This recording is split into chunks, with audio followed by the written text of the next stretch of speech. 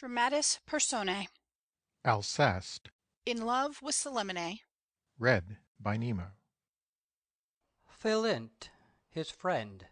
Read by Todd. Oronte.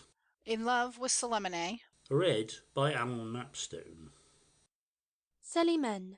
Beloved by Alceste. Read by Liane Yao. Philinte, her cousin. Read by Sonia. Arsinoe. Celimène's friend. Read by Eva Davis. Alceste. Marquis. Read by Thomas Peter. Clitander. Marquis. Read by Sean Lally. Basque. Servant to Celimène. Read by Paul. Dubois. Servant to Alceste. Read by recording person. An officer of the Maréchaussée. Read by Roger Moline. Stage directions. Read by Kay Hand. Scene: at Paris, in Celimène's house. Act 1, Scene 1. Philinte, Alceste. What is the matter? What ails you? Alceste, seated. Leave me, I pray. But, once more, tell me what strange whim— Leave me, I tell you, and get out of my sight. But you might at least listen to people without getting angry. I choose to get angry, and I do not choose to listen. I do not understand you in these abrupt moods, and although we are friends, I am the first— Alceste, rising quickly. I, your friend? Lay not that flattering unction to your soul. I have until now professed to be so, but after what I've just seen of you, I tell you candidly that I am such no longer. I've no wish to occupy a place in a corrupt heart. I am then very much to be blamed from your point of view, Alceste? To be blamed? You ought to die from very shame. There's no excuse for such behavior, and every man of honor must be disgusted at it. I see you almost stifle a man with caresses, show him the most ardent affection, and overwhelm him with protestations, offers, and vows of friendship. Your ebullitions of tenderness know no bounds, and when I ask you who that man is, you can scarcely tell me his name. Your feelings for him the moment you've turned your back suddenly cool. You speak of him most indifferently to me. Zounds! I call it unworthy, base, and infamous, so far to demean one's self as to act contrary to one's own feelings. And if unfortunately I had done such a thing, I should go that very instant and hang myself out of sheer vexation. I do not see that it is a hanging matter at all, and I beg of you not to think it amiss if I ask you to show me some mercy, for I shall not hang myself if it be all the same to you. That is a sorry joke. But seriously, what would you have people do? I would have people be sincere, and that, like men of honor, no word be spoken that comes not from the heart. When a man comes and embraces you warmly, you must pay him back in his own coin, respond as best you can to his show of feeling, and return offer for offer, and vow for vow. Not so. I cannot bear so base a method, which your fashionable people generally affect.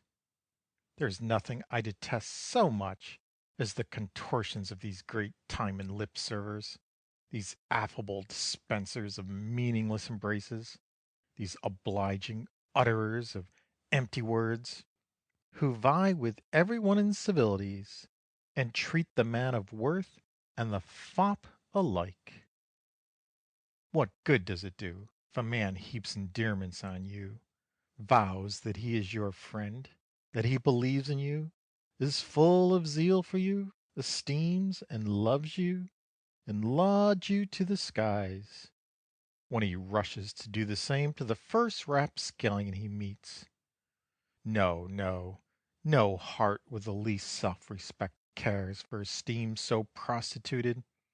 He will hardly relish it, even when openly expressed, when he finds that he shares it with the whole universe.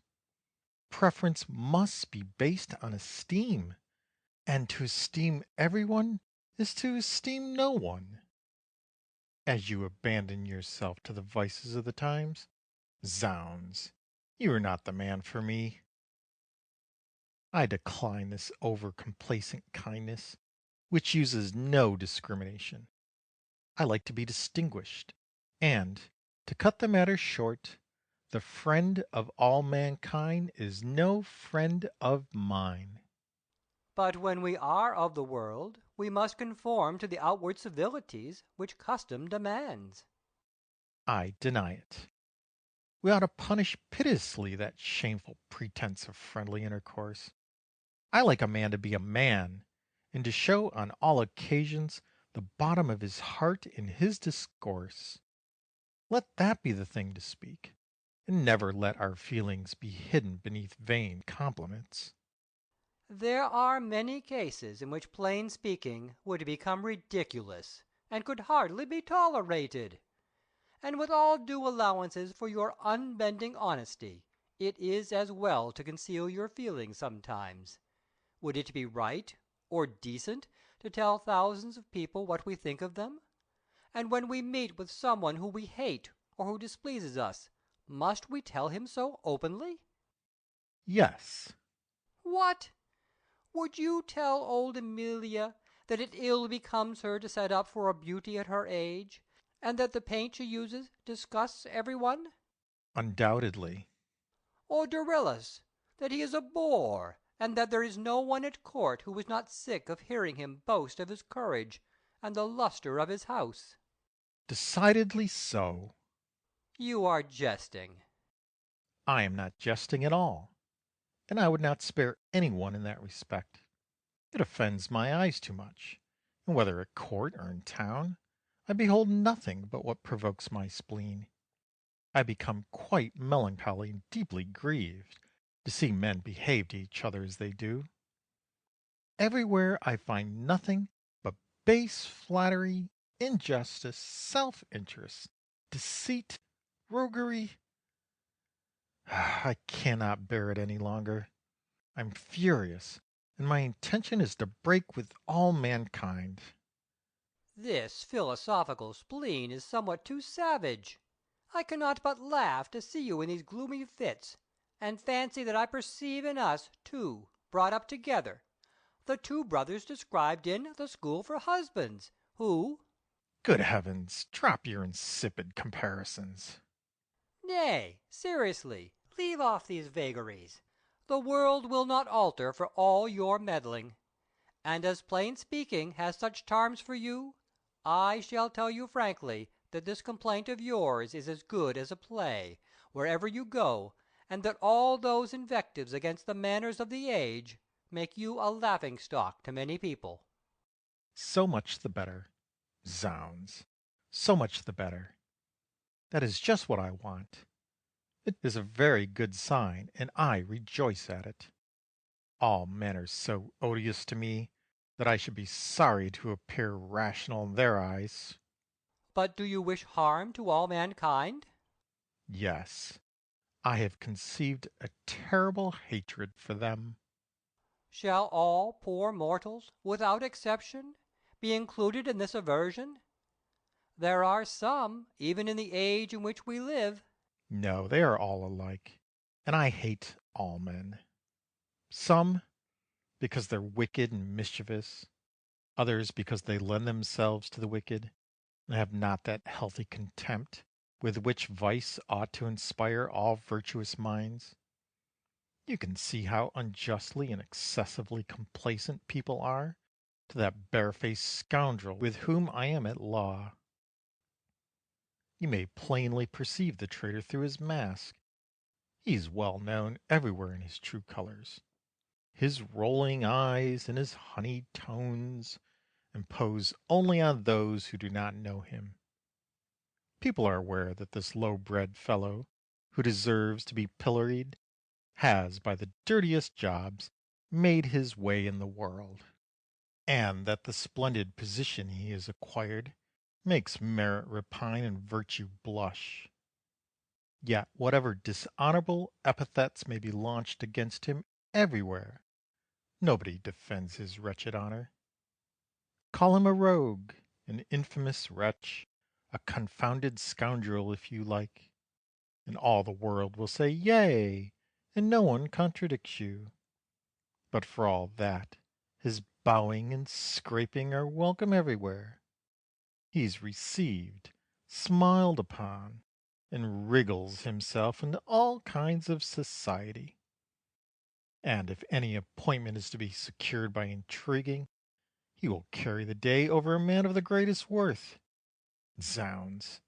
These are mortal stabs to me, to see vice parlayed with, and sometimes I feel suddenly inclined to fly into a wilderness far from the approach of men. Great heaven! Let us torment ourselves a little less about the vices of our age, and be a little more lenient to human nature.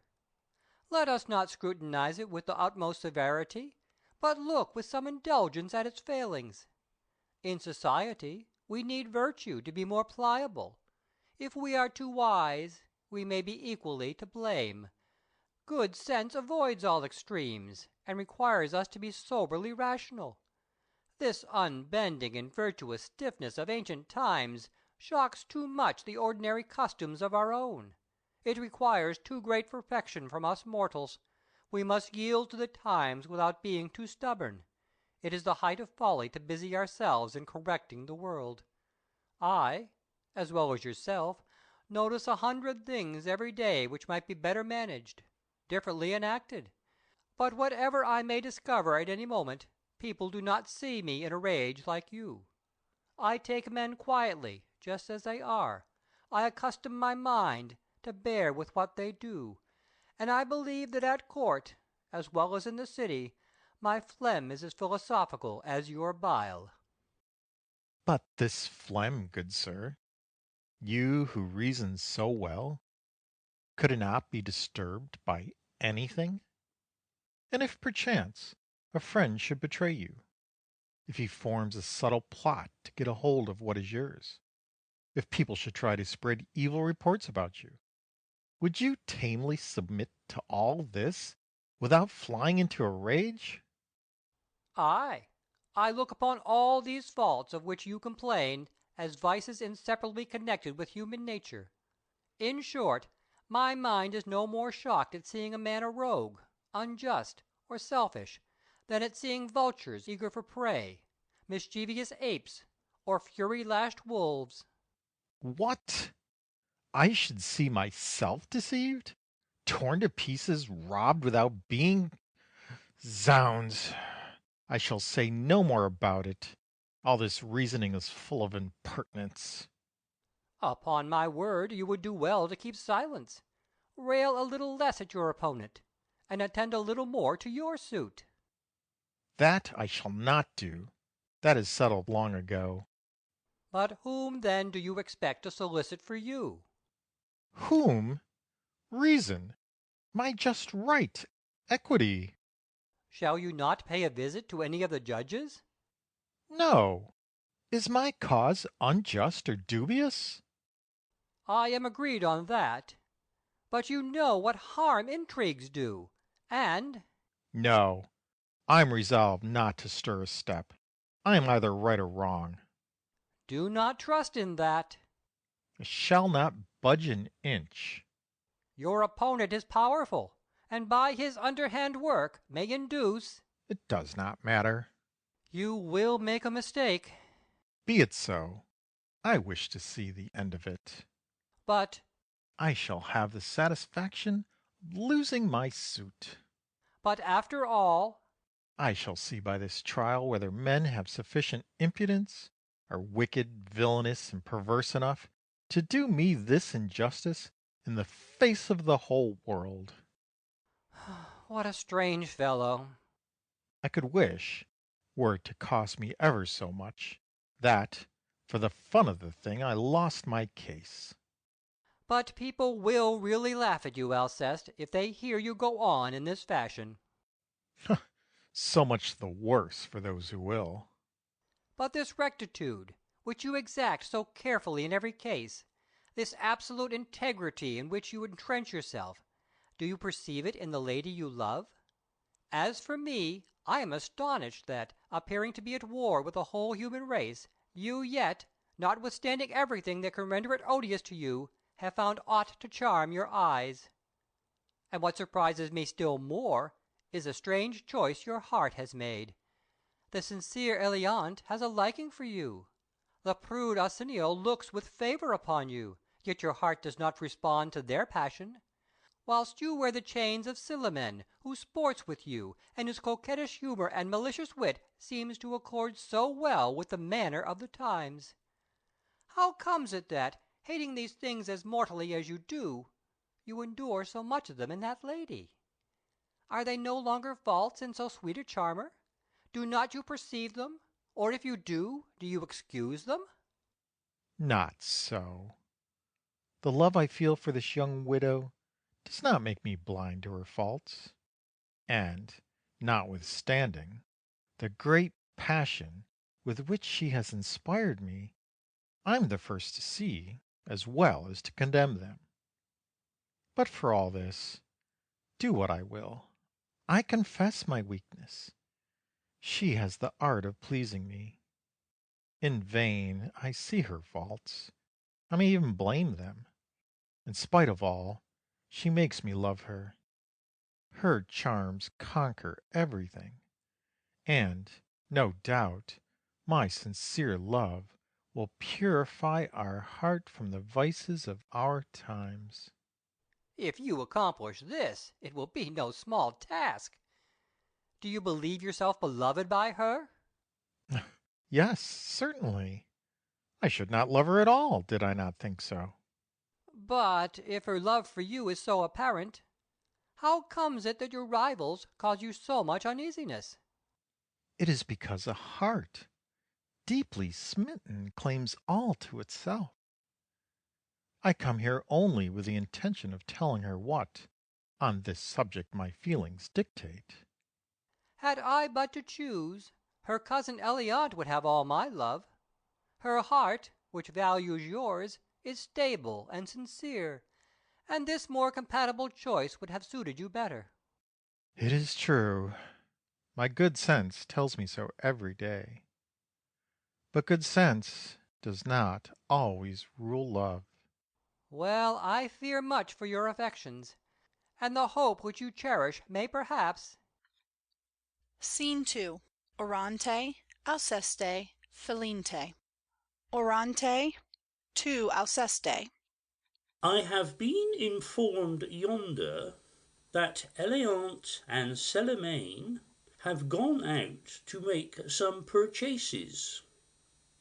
But as I heard that you were here, I came to tell you most sincerely that I have conceived the greatest regard for you, and that for a long time this regard has inspired me with the most ardent wish to be reckoned among your friends.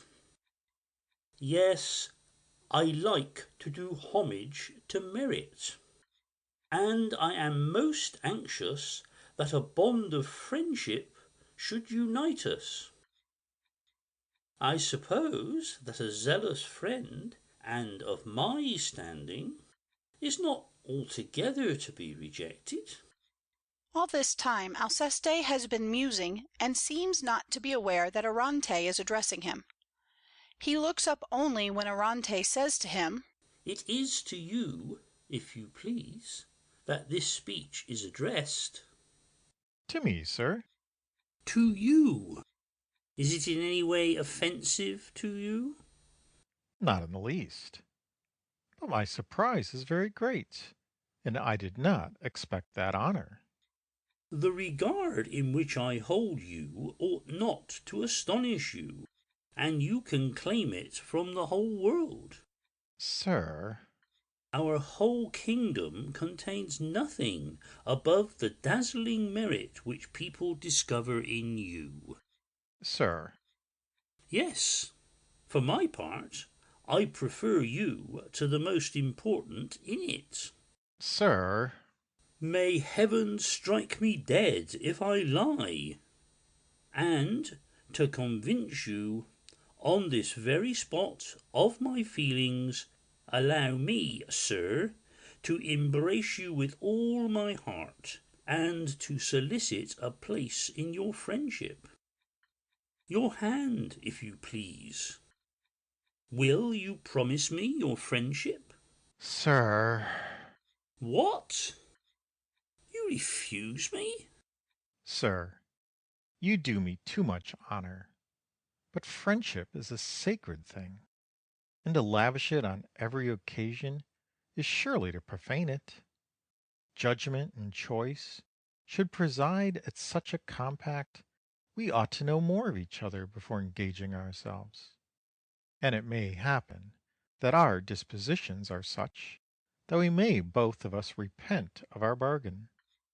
Upon my word, that is wisely said, and I esteem you all the more for it. Let us therefore leave it to time to form such a pleasing bond. But meanwhile I am entirely at your disposal.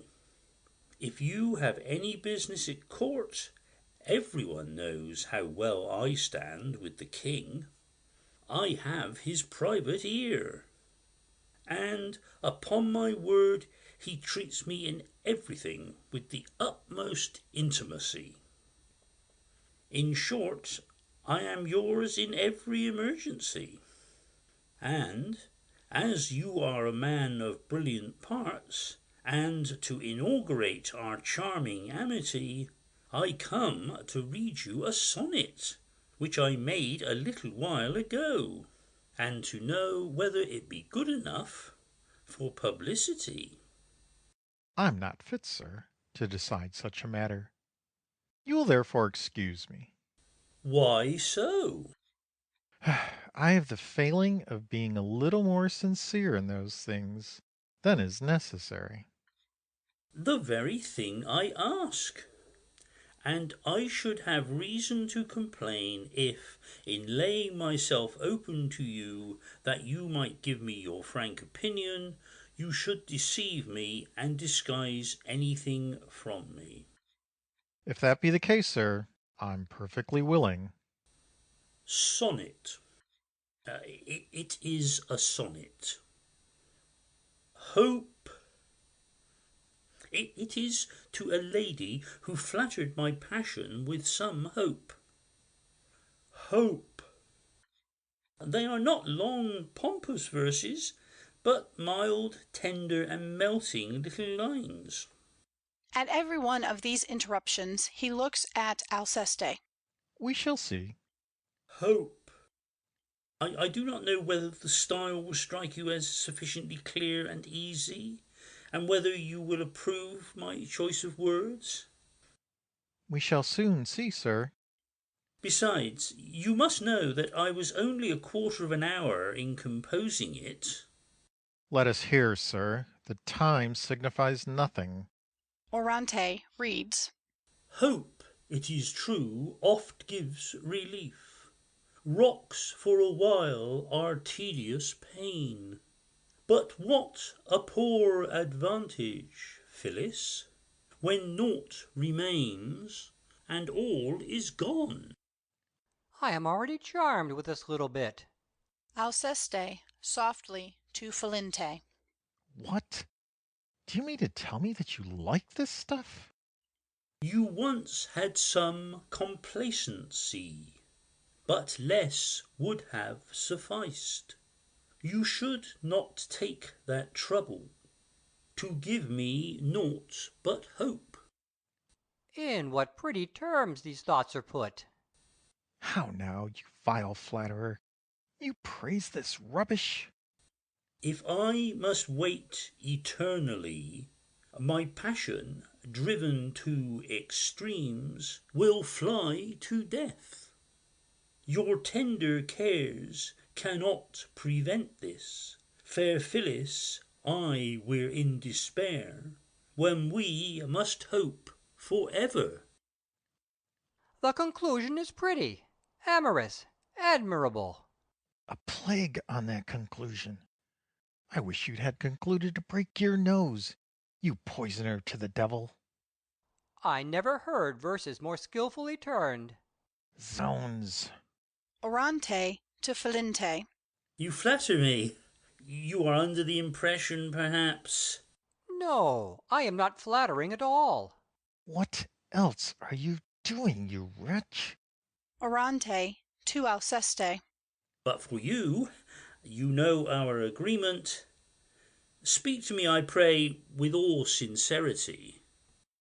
These matters, sir, are always more or less delicate, and everyone is fond of being praised for his wit.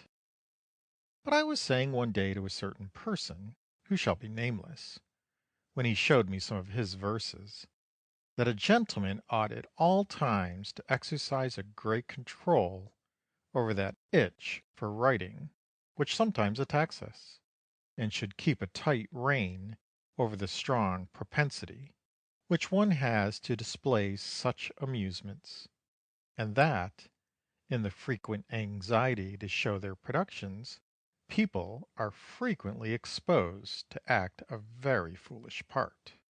Do you wish to convey to me by this that I am wrong in desiring...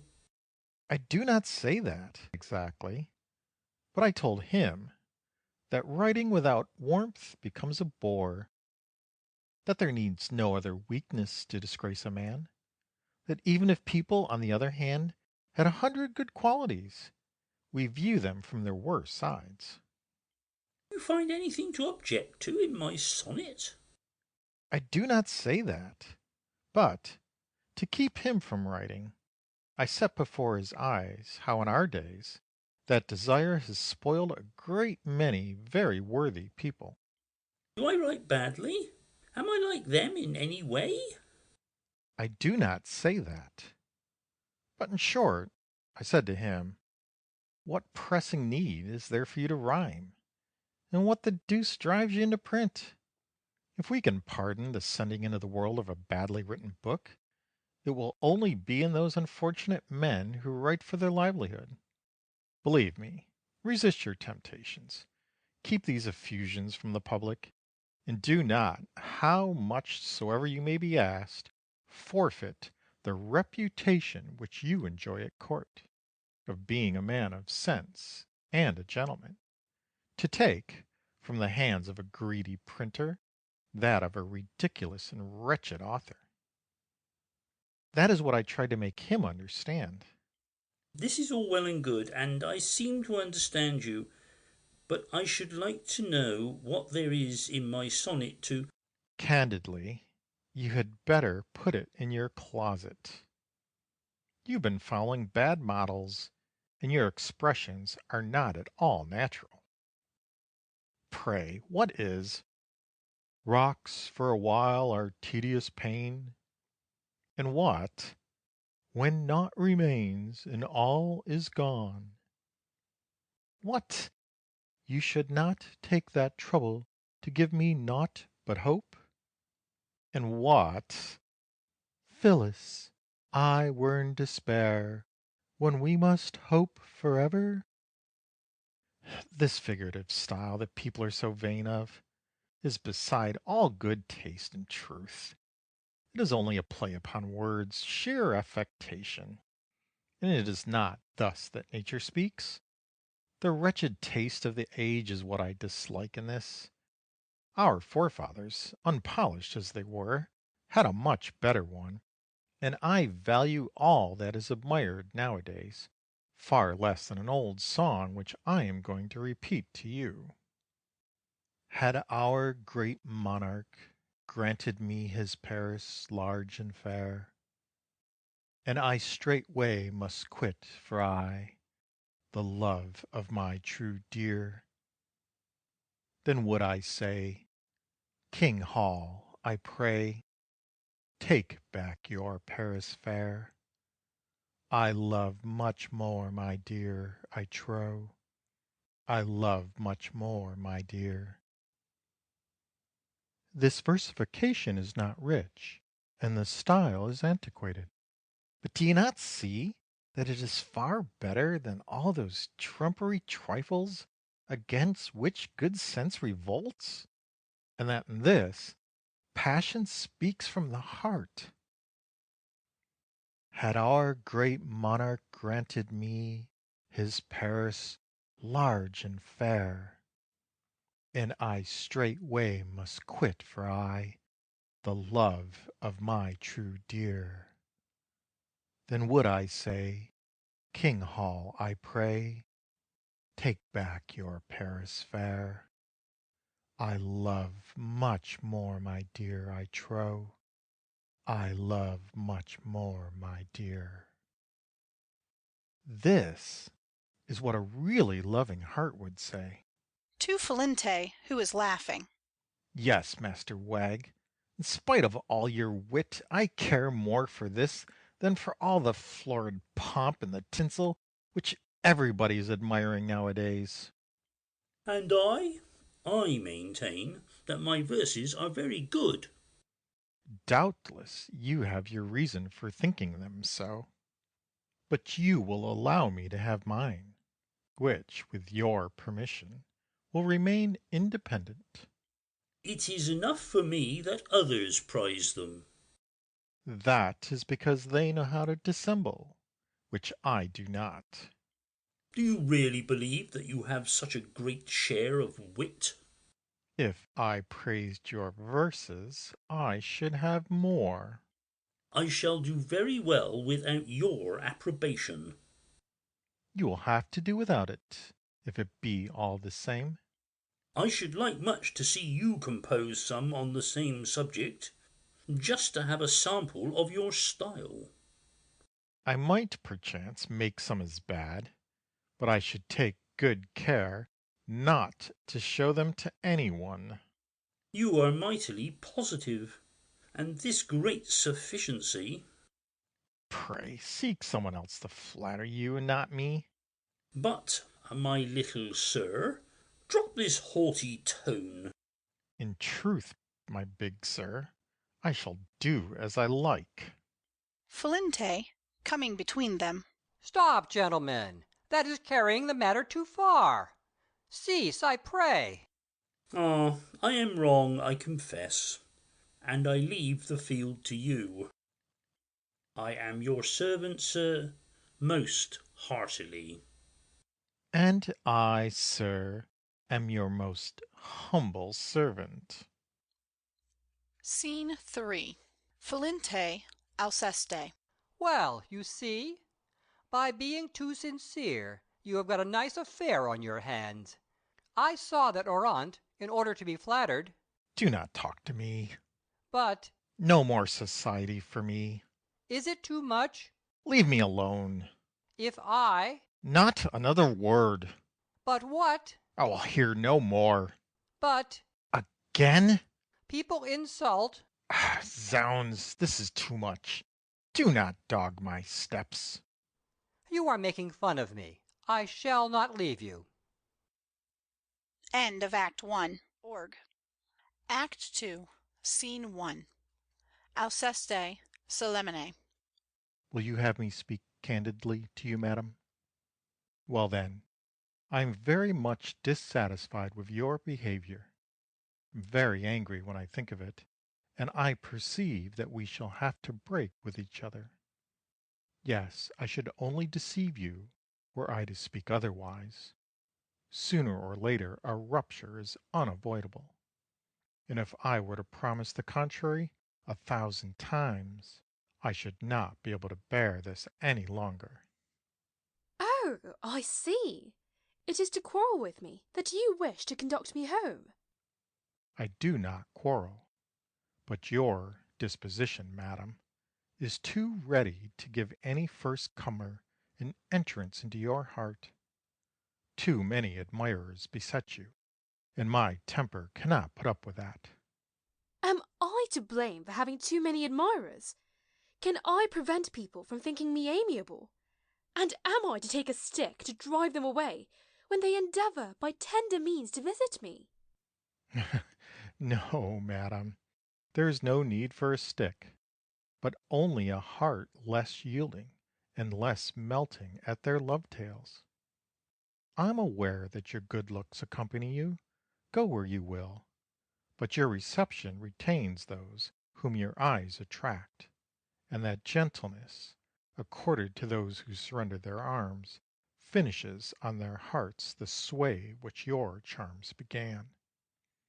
The too agreeable expectation which you offer them increases their assiduities towards you, and your complacency, a little less extended, would drive away the great crowd of so many admirers. But tell me, at least, madam, by what good fortune Clotilde has the happiness of pleasing you so mightily? Upon what basis of merit and sublime virtue do you ground the honour of your regard for him? Is it by the long nail of his little finger that he has acquired the esteem which you display for him? Are you, like all the rest of the fashionable world, fascinated by the dazzling merit of his fair wig? Do his great rolls make you love him? Do his many ribbons charm you?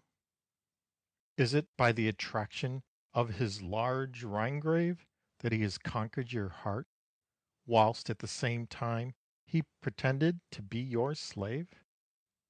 Or have his manner of smiling and his falsetto voice found out the secret of moving your feelings? How unjustly you take umbrage at him! Do not you know why I countenance him, and that he has promised to interest all his friends in my lawsuit? Lose your lawsuit, madam, with patience, and do not countenance a rival whom I detest. But you are getting jealous of the whole world. It is because the whole world is so kindly received by you. That is the very thing to calm your frightened mind, because my goodwill is diffused over all. You would have more reason to be offended if you saw me entirely occupied with one. But as for me, whom you accuse of too much jealousy, what have I more than any of them, madam, pray? The happiness of knowing that you are beloved. And what grounds has my love-sick heart for believing it? I think that, as I have taken the trouble to tell you so, such an avowal ought to satisfy you.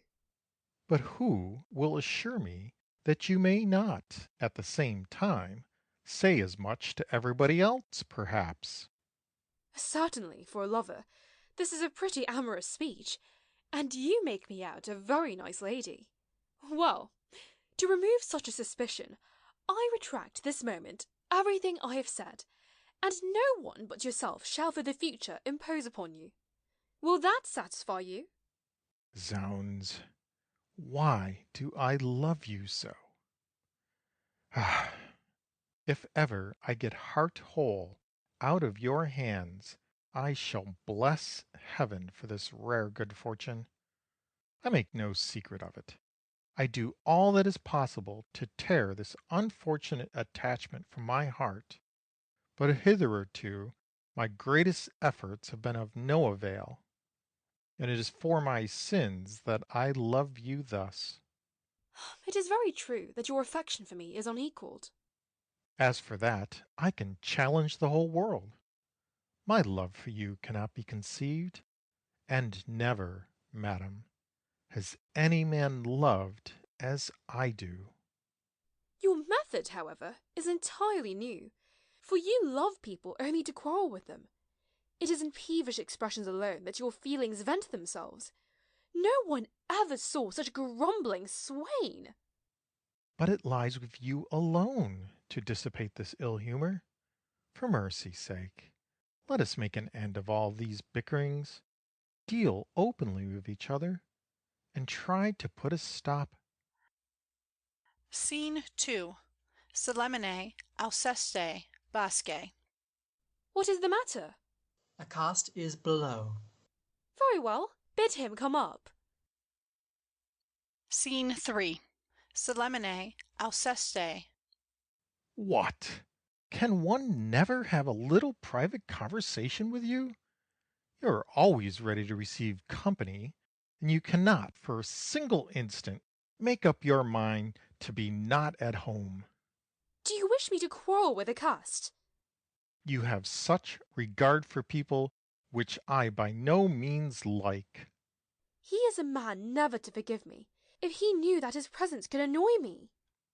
And what is that to you? To inconvenience yourself so? But good heaven! The amity of such as he is of importance. They are a kind of people who, I do not know how, have acquired the right to be heard at court. They take their part in every conversation. They can do you no good, but they may do you harm. And, whatever support one may find elsewhere, it will never do to be on bad terms with those very noisy gentry. In short, whatever people may say or do, you always find reasons to bear with everyone, and your very careful judgment. Scene 4. Alceste, Celimène, Basque. Cletandre is here too, madame. Exactly so. Wishes to go. Where are you running to? I am going. Stay. For what? Stay. I cannot. I wish it. I will not. These conversations only weary me, and it is too bad of you to wish me to endure them. I wish it. I wish it.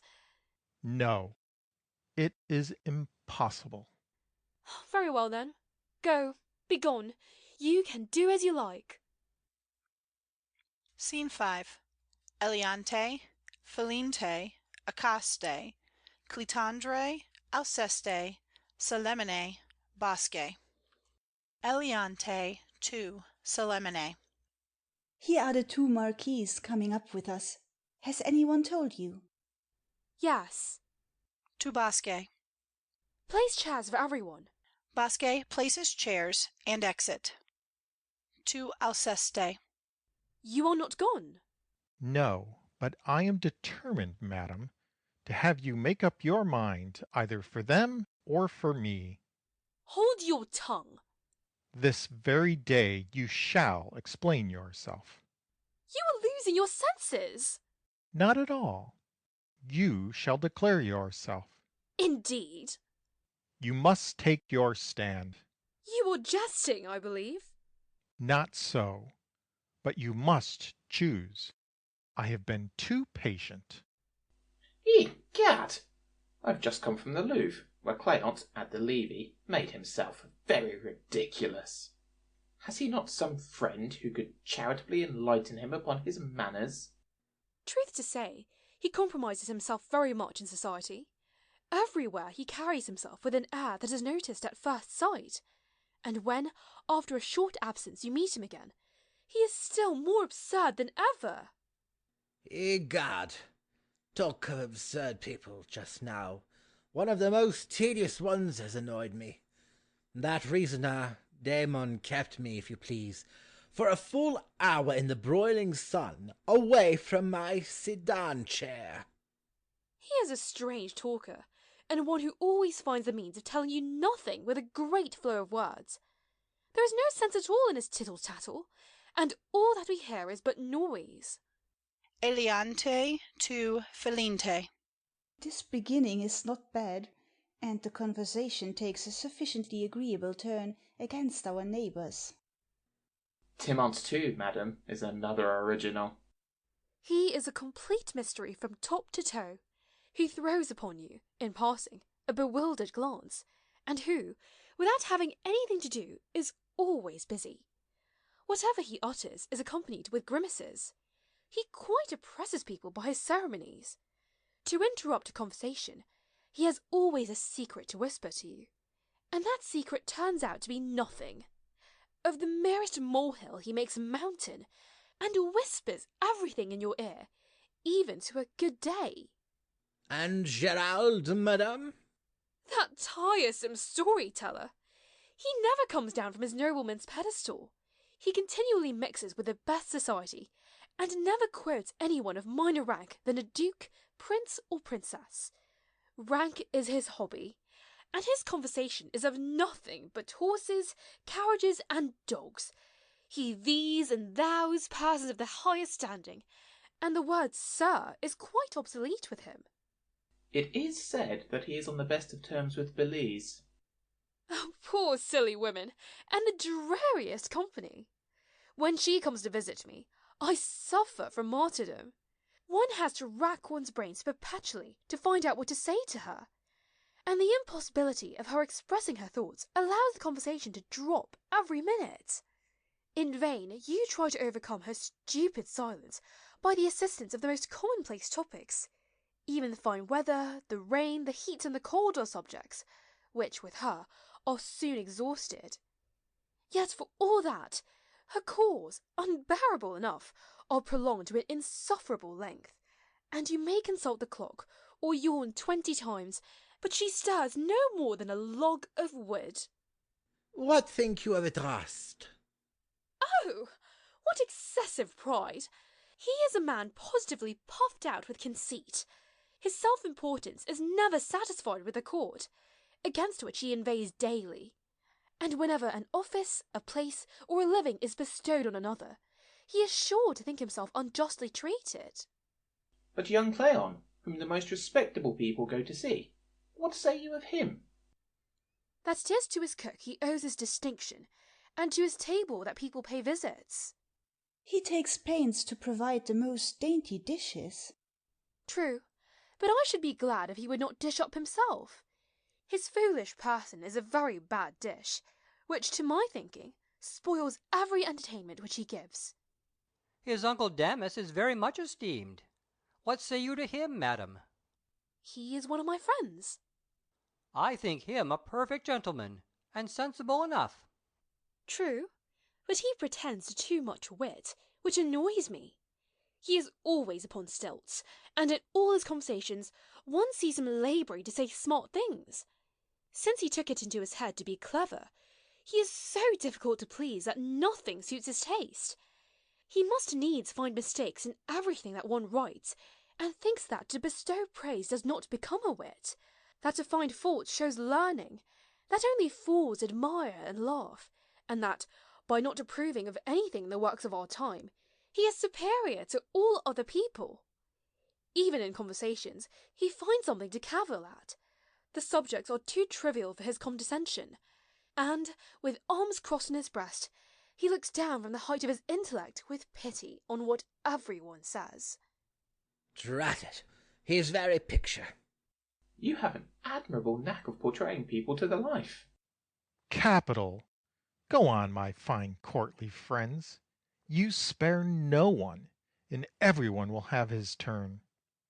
Nevertheless, let but any one of those persons appear, and we shall see you rush to meet him, offer him your hand, and with a flattering kiss give weight to your protestations of being his servant. Why this to us? If what is said offends you, the reproach must be addressed to this lady. No, gadzooks, it concerns you, for your assenting smiles draw from her wit all these slanderous remarks. Her satirical vein is incessantly recruited by the culpable incense of your flattery, and her mind would find fewer charms in raillery if she discovered that no one applauded her. Thus it is that to flatterers we ought everywhere to impute the vices which are sown among mankind. But why do you take so great an interest in those people? For you would condemn the very things that are blamed in them. And is not this gentleman bound to contradict? Would you have him subscribe to the general opinion? And must he not everywhere display the spirit of contradiction with which heaven has endowed him? Other people's sentiments can never please him. He always supports a contrary idea, and he would think himself too much of the common herd, were he observed to be of anyone's opinion but his own.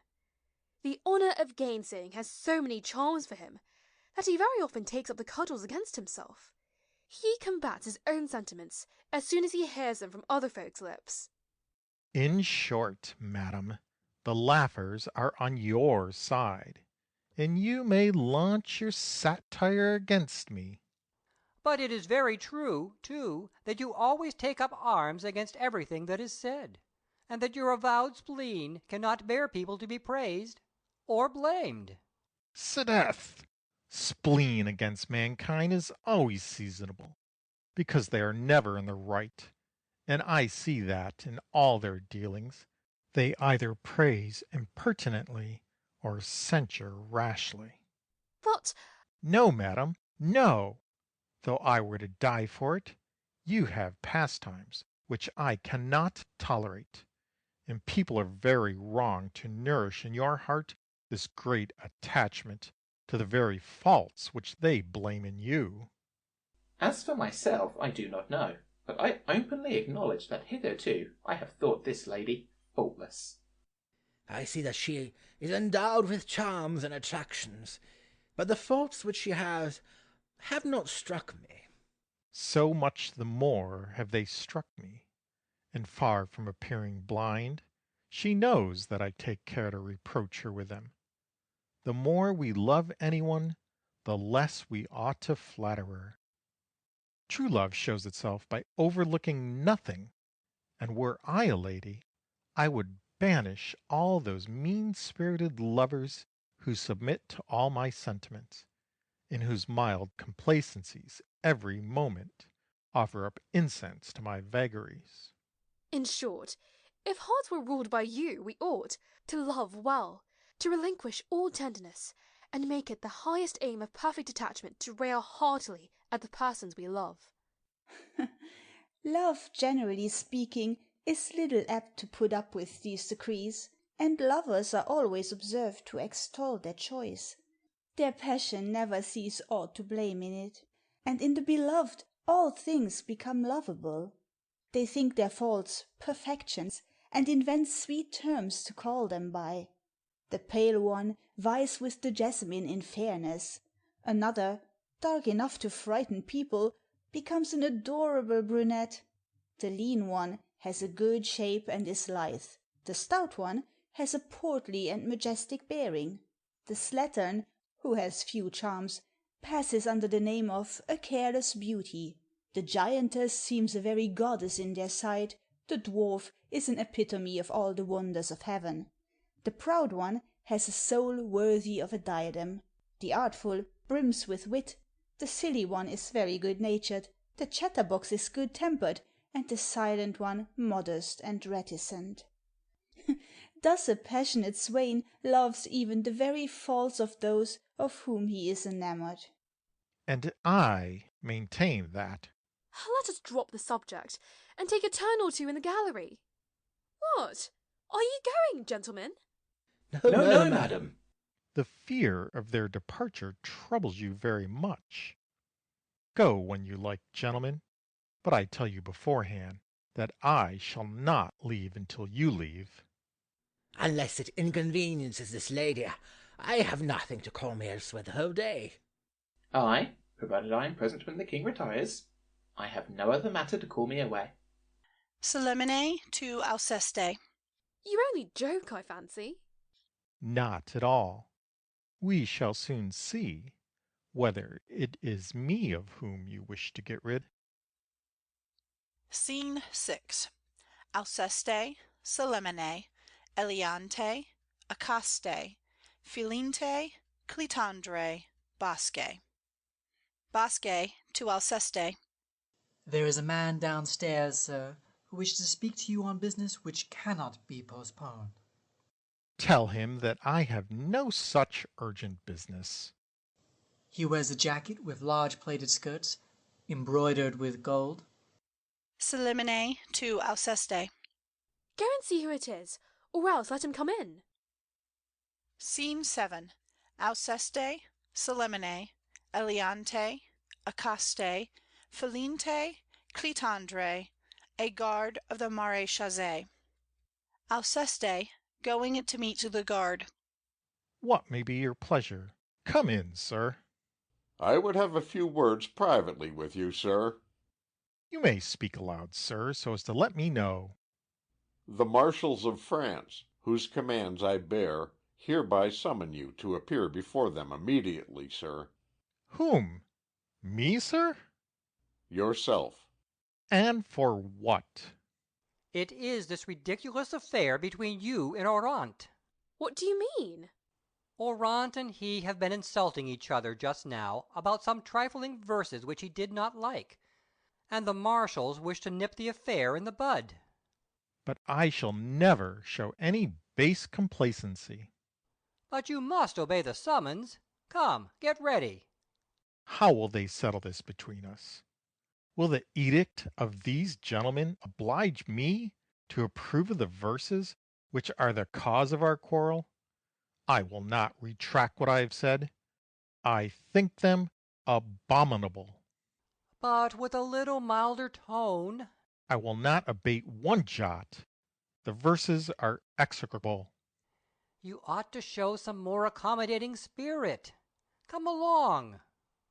I shall go, but nothing shall induce me to retract. Go and show yourself. Unless an express order from the king himself commands me to approve of the verses which cause all this trouble, I shall ever maintain, egad, that they are bad, and that a fellow deserves hanging for making them. To Clitandre and Alceste, who are laughing. Hang it, gentlemen! I did not think I was so amusing. Go quickly, whither you're wanted. I am going, madam, but shall come back here to finish our discussion. End of Act 2. Act 3, Scene 1. Clitandre, Alceste. My dear Marquis, you appear mightily pleased with yourself. Everything amuses you, and nothing discomposes you. But really and truly, think you, without flattering yourself, that you have good reasons for appearing so joyful? Egad, I do not find, on looking at myself, any matter to be sorrowful about. I am wealthy, I am young, and descend from a family which, with some appearance of truth, may be called noble. And I think that, by the rank which my lineage confers upon me, there are very few offices to which I might not aspire. Oh, as for courage, which we ought especially to value, it is well known, this without vanity, that I do not like it. And people have seen me carry on an affair of honour in a manner sufficiently vigorous and brisk, as for wit, I have some, no doubt, and as for good taste, to judge and reason upon everything without study. At first night, of which I am very fond, to take my place as a critic upon the stage, to give my opinion as a judge, to applaud and point out the best passages by repeated bravos, I am sufficiently adroit. I carry myself well, and am good-looking, have particularly fine teeth, and a good figure. I believe, without flattering myself, that as for dressing and good taste, very few will dispute the palm with me. I find myself treated with every possible consideration, very much beloved by the fair sex, and I stand very well with the king. With all that, I think, dear Marquis, that one might be satisfied with oneself anywhere.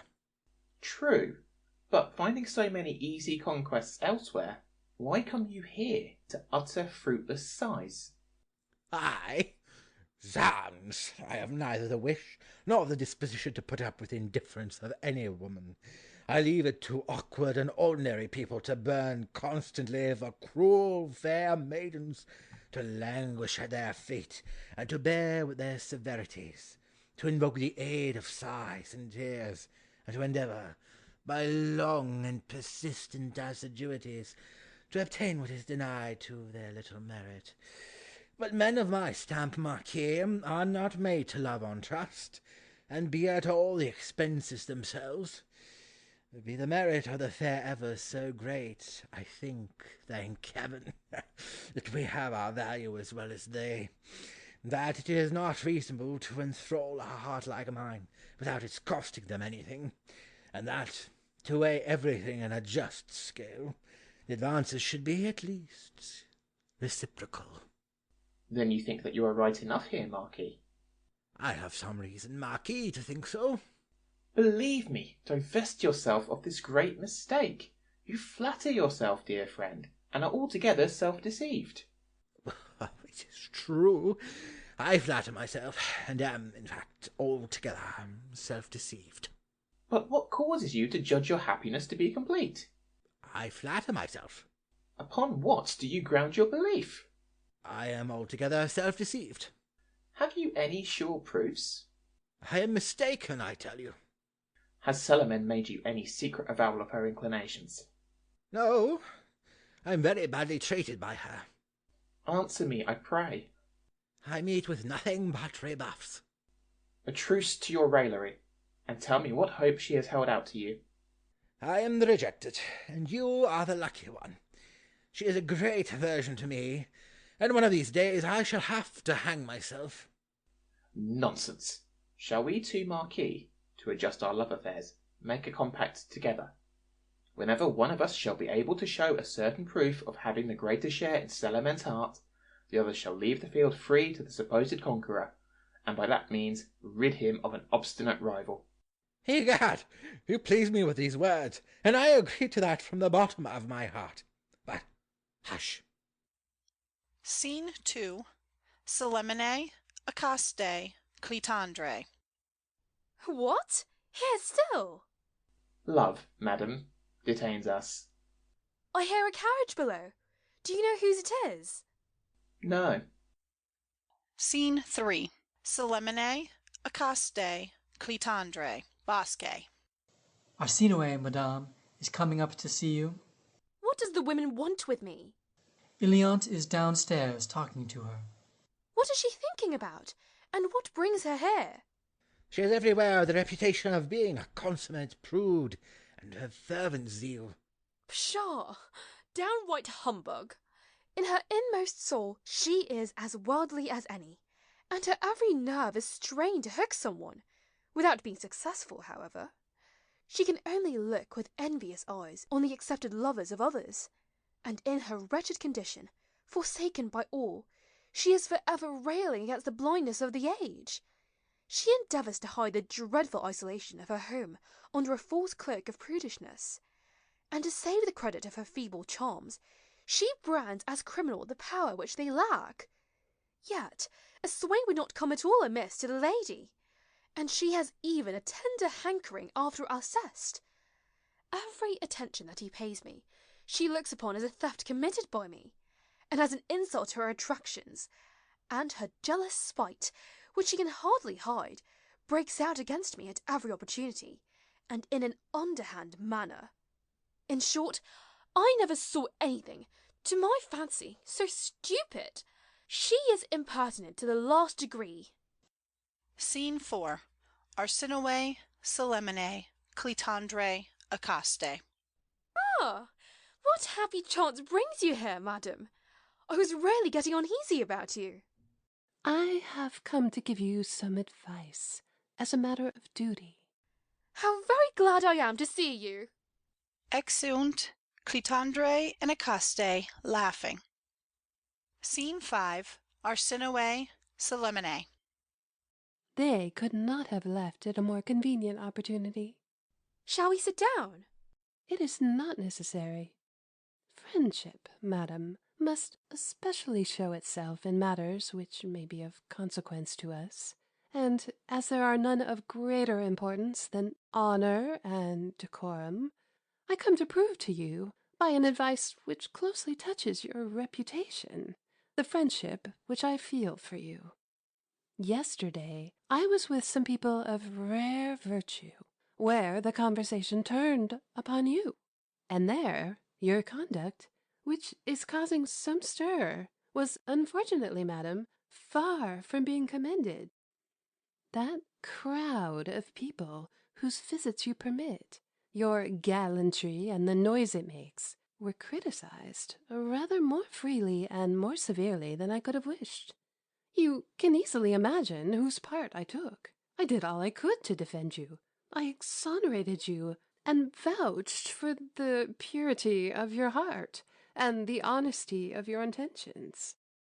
But, you know, there are things in life which one cannot well defend, although one may have the greatest wish to do so. And I was at last obliged to confess that the way in which you lived did you some harm, that, in the eyes of the world, it had a doubtful look, that there was no story so ill-natured as not to be everywhere told about it, and that, if you liked, your behaviour might give less cause for censure. Not that I believe that decency is in any way outraged. Heaven forbid that I should harbour such a thought. But the world is so ready to give credit to the faintest shadow of a crime, and it is not enough to live blameless oneself. Madam, I believe you to be too sensible not to take in good part this useful counsel, and not to ascribe it only to the inner promptings of an affection that feels an interest in your welfare. Madam, I have a great many thanks to return you. Such counsel lays me under an obligation, and, far from taking it amiss, I intend this very moment to repay the favour, by giving you an advice which also touches your reputation closely. And as I see you prove yourself my friend by acquainting me with the stories that are current of me, I shall follow so nice an example by informing you what is said of you. In a house the other day, where I paid a visit, I met some people of exemplary merit, who, while talking of the proper duties of a well-spent life, turned the topic of the conversation upon you, madam. There, your prudishness and your too fervent zeal were not at all cited as a good example. This affectation of a grave demeanour, your eternal conversations on wisdom and honour, your mincings and mouthings are the slightest shadows of indecency, which an innocent though ambiguous word may convey. That lofty esteem in which you hold yourself, and those pitying glances which you cast upon all, your frequent lectures, and your acrid censures on things which are pure and harmless, all this, if I may speak frankly to you, madam, was blamed unanimously. What is the good, said they, of this modest mien and this prudent exterior, which is belied by all the rest? She says her prayers with the utmost exactness, but she beats her servants and pays them no wages. She displays great fervour in every place of devotion, but she paints and wishes to appear handsome. She covers the nudities in her pictures, but loves the reality. As for me, I undertook your defence against everyone, and positively assured them that it was nothing but scandal.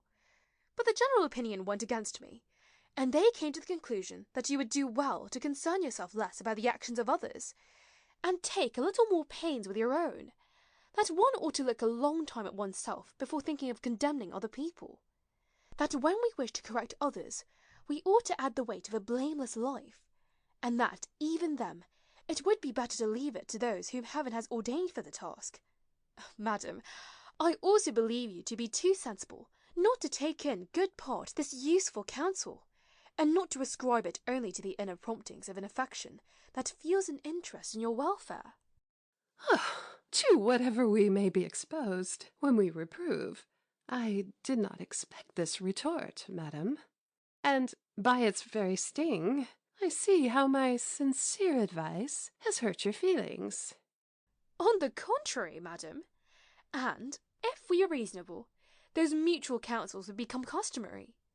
If honestly made use of, it would to a great extent destroy the excellent opinion people have of themselves.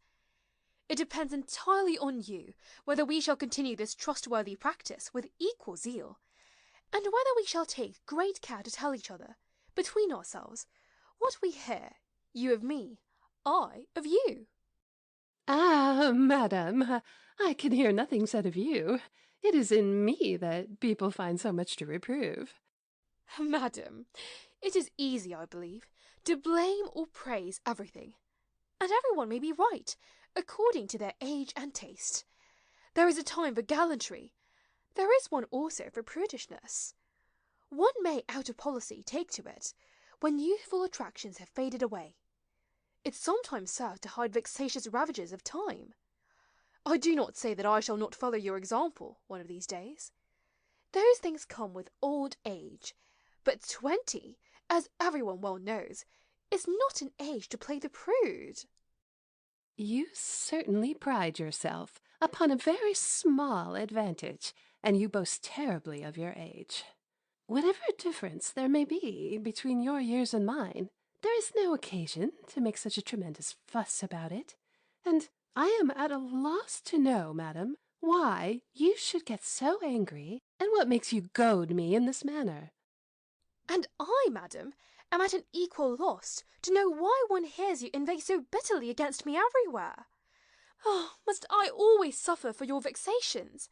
Can I help it if people refuse to pay you any attentions? If men will fall in love with me, and will persist in offering me each day those attentions of which your heart would wish to see me deprived, I cannot alter it, and it is not my fault. I leave you the field free, and do not prevent you from having charms to attract people. Alas!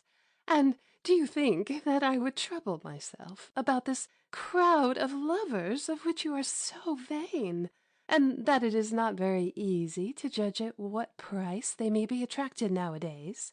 Do you wish to make it be believed that, judging by what is going on, your merit alone attracts this crowd, that their affection for you is strictly honest, and that it is for nothing but your virtue that they all pay you their court?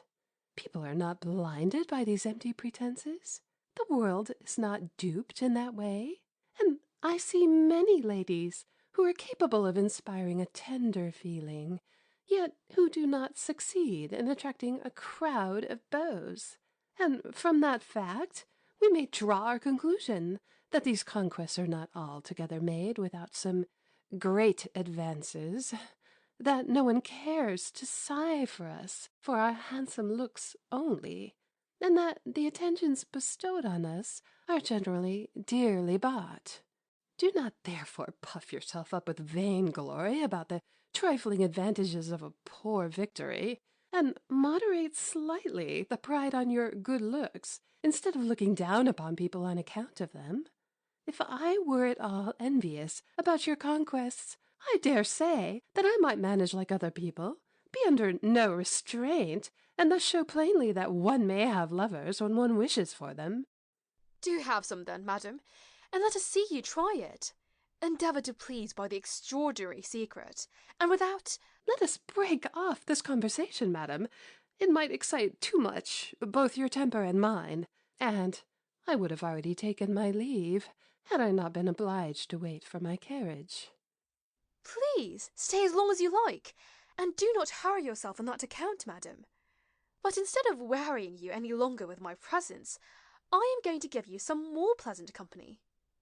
This gentleman, who comes very opportunely, will better supply my place in entertaining you.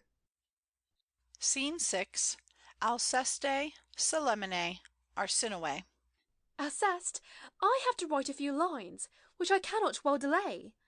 Please to stay with this lady. She will all the more easily excuse my rudeness. Scene 7. Alceste, Arsinoe. You see, I am left here to entertain you until my coach comes round. She could have devised no more charming treat for me than such a conversation. Indeed, people of exceptional merit attract the esteem and love of everyone, and yours has undoubtedly some secret charm that makes me feel interested in all your doings. I could wish that the court, with a real regard to your merits, would do more justice to your deserts. You have reason to complain, and it vexes me to see that, day by day, nothing is done for you. For me, madam? And by what right could I pretend to anything? What service have I rendered to the state? Pray, what have I done so brilliant in itself, to complain of the court doing nothing for me? Not everyone whom the state delights to honour has rendered signal services. There must be an opportunity as well as the power, and the abilities which you allow us to perceive ought— For heaven's sake, let us have no more of my abilities, I pray. What would you have the court to do? It would have enough to do, and have its hands full, to discover the merits of people. sterling merit discovers itself. A great deal is made of yours in certain places, and let me tell you that not later than yesterday you were highly spoken of in 2 distinguished circles by people of very great standing. As for that, madam, everyone is praised nowadays, and very little discrimination is shown in our times. Everything is equally endowed with great merit, so that it is no longer an honor to be lauded. Praises abound. They throw them at one's head, and even my valet is put in the Gazette. As for me, I could wish that, to bring yourself into greater notice, some place at court might tempt you. If you will only give me a hint that you seriously think about it, a great many engines might be set in motion to serve you, and I know some people whom I could employ for you, and who would manage the matter smoothly enough. And what should I do when I got there, madam? My disposition rather prompts me to keep away from it. Heaven, when ushering me into the world, did not give me a mind suited for the atmosphere of a court. I have not the qualifications necessary for success, nor for making my fortune there. To be open and candid is my chief talent. I possess not the art of deceiving people in conversation, and he who has not the gift of concealing his thoughts ought not to stay long in those places. When not at court, one has not, doubtless, that standing and the advantage of those honorable titles which it bestows nowadays. But on the other hand, one has not the vexation of playing the silly fool. One is not to bear 1,000 galling rebuffs. One is not, as it were, forced to praise the verses of Mr. So-and-so, to laud Madam Such-and-such, and to put up with the whims of some ingenuous marquis. Since you wish it, let us drop the subject of the court. But I cannot help grieving for your amours. And, to tell you my opinions candidly on that head, I could heartily wish your affections better bestowed. You certainly deserve a much happier fate, and she who has fascinated you is unworthy of you. But in saying so, madam, remember, I pray, that this lady is your friend. True. But really, my conscience revolts at the thought of suffering any longer the wrong that is done to you. The position in which I see you afflicts my very soul, and I caution you that your affections are betrayed. This is certainly showing me a deal of good feeling, madam, and such information is very welcome to a lover. Yes, for all Celimène is my friend, I do not hesitate to call her unworthy of possessing the heart of a man of honour, and hers only pretends to respond to yours. That is very possible, madam. One cannot look into the heart. But your charitable feelings might well have refrained from awakening such a suspicion as mine. Nothing is easier than to say no more about it, if you do not wish to be undeceived. Just so. But whatever may be openly said on this subject is not half so annoying as hints thrown out, and I, for one, would prefer to be plainly told that only which could be clearly proved. Very well, and that is sufficient. I can fully enlighten you upon the subject. I will have you believe nothing but what your own eyes see.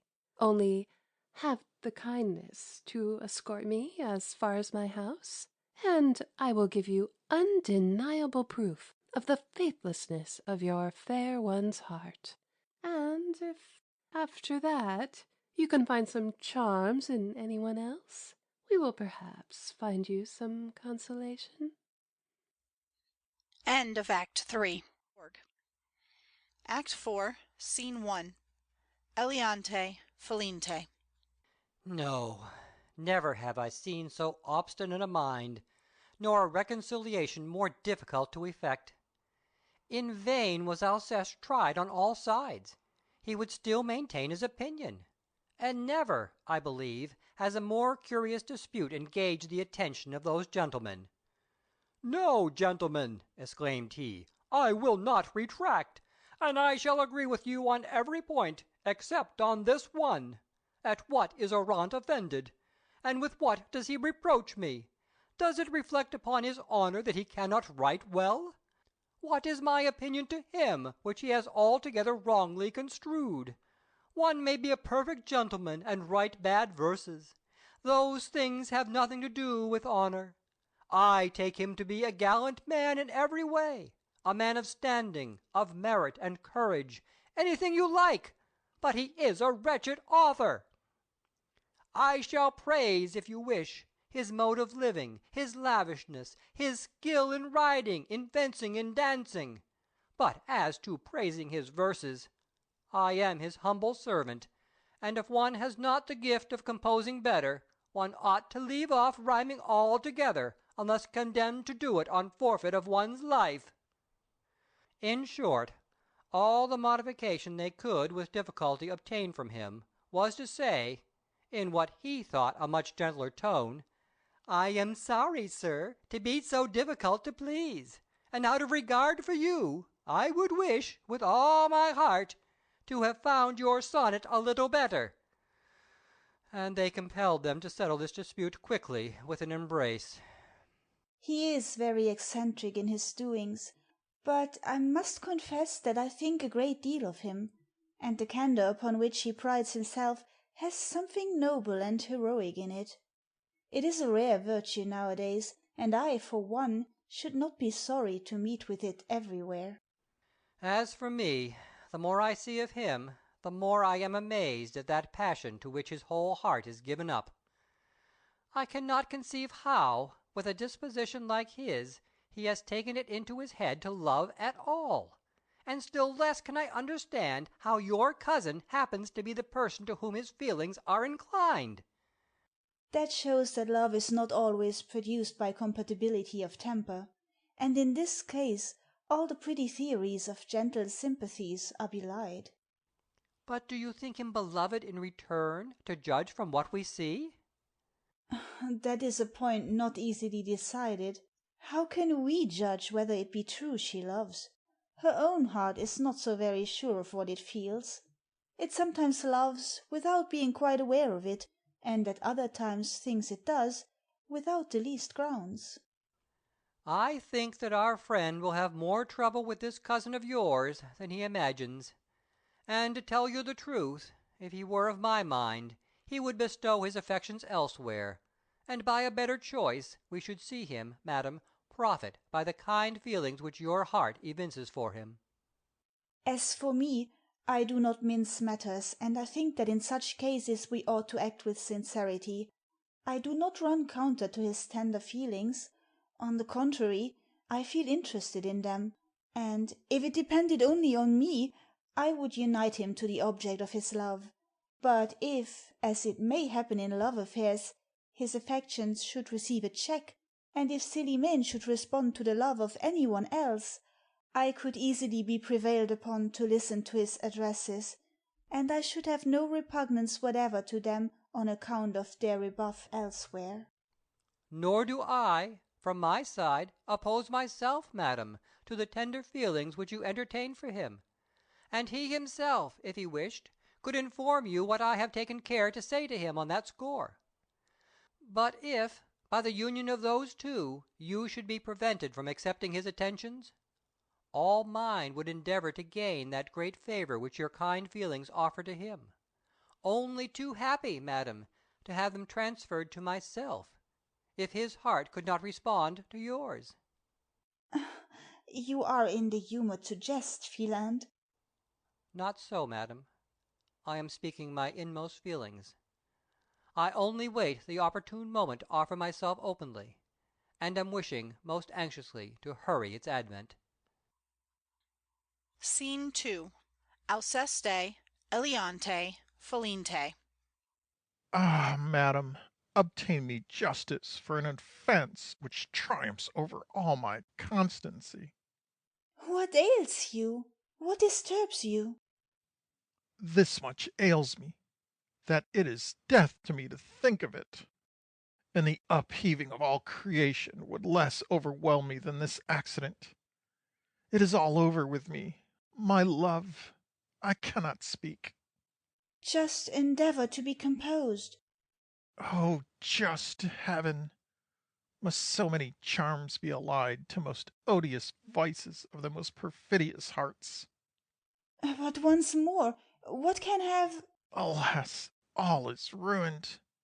I am betrayed. I am stricken to death. Celimène, would you credit it? Celimène deceives me and is faithless. Have you just grounds for believing so?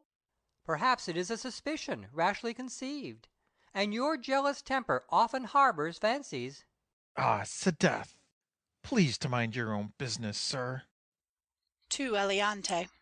Her treachery is but too certain, for I have in my pocket a letter in her own handwriting.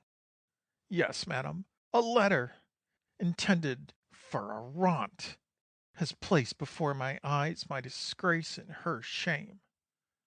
Oronte, whose addresses I believe she avoided, and whom of all my rivals I feared the least. A letter may deceive by appearances, and is sometimes not so culpable as may be thought. Once more, sir, leave me alone if you please, and trouble yourself only about your own concerns. You should moderate your passion, and the insult— You must be left to do that, madam. It is to you that my heart has recourse to-day, to free itself from this goading pain. Avenge me on an ungrateful and perfidious relative who basely deceives such constant tenderness. Avenge me for an act that ought to fill you with horror. I avenge you? How? By accepting my heart. Take it, madam, instead of the false one. It is in this way that I can avenge myself upon her, and I shall punish her by the sincere attachment and the profound love, the respectful cares, the eager devotions, the ceaseless attentions which this heart will henceforth offer up at your shrine. I certainly sympathize with you in your sufferings, and I do not despise your proffered heart, but the wrong done may not be so great as you think, and you might wish to forego this desire for revenge. When the injury proceeds from a beloved object, we form many designs which we never execute. We may find as powerful a reason as we like to break off the connection, the guilty charmer is soon again innocent. All the harm we wish her quickly vanishes, and we know what a lover's anger means. No, no, madam, no. The offence is too cruel. There will be no relenting, and I have done with her. Nothing shall change the resolution I have taken, and I should hate myself for ever loving her again. Here she comes. My anger increases at her approach. I shall taunt her with her black guilt, completely put her to the blush, and, after that, bring you a heart wholly freed from her deceitful attractions. Scene 3. Celimène, Alceste. Alceste, aside. Grant, heaven, that I may control my temper. Celimène, aside. Oh, To Alceste. what is all this trouble that I see you in? And what mean those long-drawn sighs, and those black looks which you cast at me? That all the wickedness of which a heart is capable is not to be compared to your perfidy. That neither fate, hell, nor heaven in its wrath ever produced anything so wicked as you are. These are certainly pretty compliments, which I admire very much. Do not jest. This is no time for laughing. Blush rather, you have cause to do so, and I have undeniable proofs of your treachery. This is what the agitations of my mind prognosticated. It was not without cause that my love took alarm by these frequent suspicions, which were hateful to you. I was trying to discover the misfortune which my eyes have beheld. And in spite of all your care and your skill in dissembling, my star foretold me what I had to fear. But do not imagine that I will bear unavenged the slight of being insulted. I know that we have no command over our inclinations, that love will everywhere spring up spontaneously, that there is no entering a heart by force, and that every soul is free to name its conqueror. I should thus have no reason to complain if you had spoken to me without dissembling, and rejected my advances from the very beginning. My heart would then have been justified in blaming fortune alone. But to see my love encouraged by a deceitful avowal on your part is an action so treacherous and perfidious that it cannot meet with too great a punishment, and I can allow my resentment to do anything. Yes, yes, after such an outrage, fear everything. I am no longer myself. I am mad with rage. My senses, struck by the deadly blow with which you kill me, are no longer governed by reason.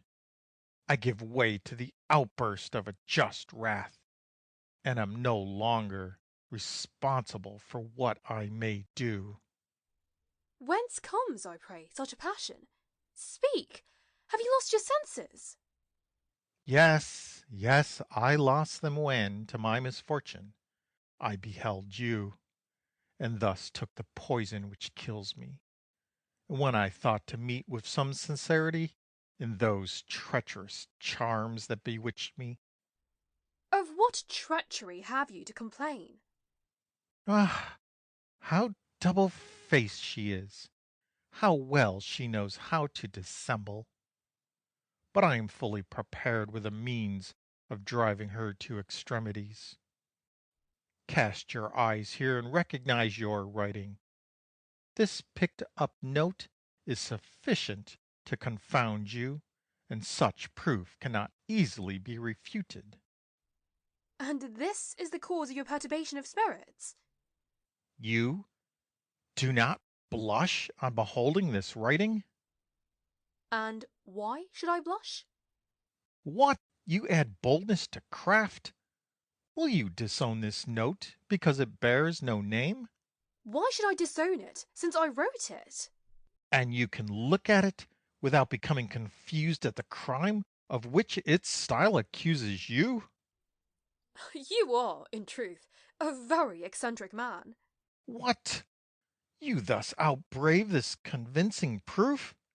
And the contents so full of tenderness for Oronte need have nothing in them to outrage me, or to shame you? Oronte? Who told you that this letter is for him? The people who put it into my hands this day. But I will even suppose that it is for someone else. Has my heart any less cause to complain of yours? Will you, in fact, be less guilty toward me? But if it is a woman to whom this letter is addressed, how can it hurt you? Or what is there culpable in it? Hum! The prevarication is ingenious, and the excuse excellent. I must own that I did not expect this turn, and nothing but that was wanting to convince me. Do you dare to have recourse to such palpable tricks? Do you think people entirely destitute of common sense? Come, let us see a little by what subterfuge, with what air, you will support so palpable a falsehood, and how you can apply to a woman every word of this note, which evinces so much tenderness. Reconcile, if you can, to hide your deceit, what I am about to read.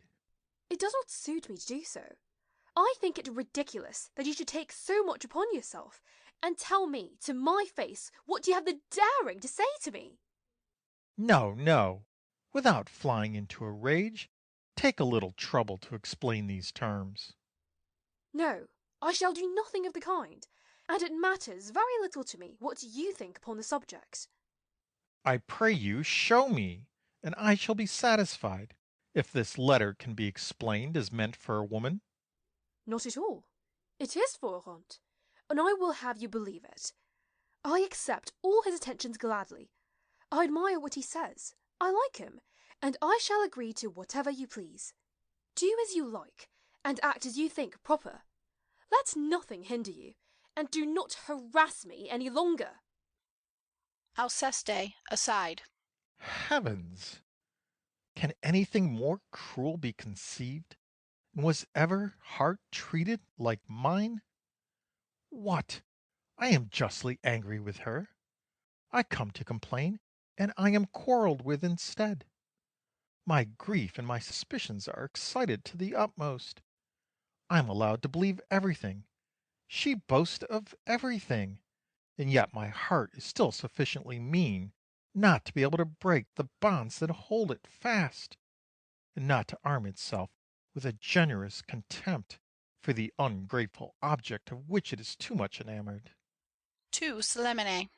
Perfidious woman, you know well how to take advantage against myself of my great weakness, and to employ for your own purpose that excessive, astonishing, and fatal love which your treacherous looks have inspired. Defend yourself at least from a crime that overwhelms even me, and cease that affectation of being culpable against me. Show me, if you can, the innocence of this note. My affection will even consent to assist you. At any rate, endeavour to appear faithful, and I shall strive to believe you such. Ah, you are mad with your jealous frenzies, and do not deserve the love which I have for you. I should much like to know what could compel me to stoop for you to the baseness of dissembling, and why, if my heart were disposed toward another, I should not say so candidly. What? Does the kind assurance of my sentiments towards you not defend me sufficiently against all your suspicions? Ought they to possess any weight at all with such a guarantee? Is it not insulting me even to listen to them?